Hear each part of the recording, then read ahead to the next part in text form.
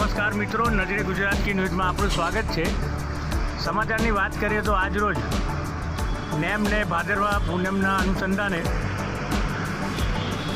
રામાપીર જેઓ 12 બીજના ધણીના હરિભક્તો દ્વારા આજરોજ ગુરુવાર પવિત્ર દિવસે લોકોની આસ્થા સાથે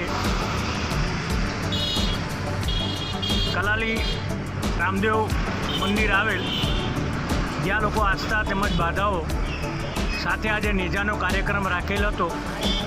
બ્યુરો રિપોર્ટ, નજરે ગુજરાત કી ન્યૂઝ।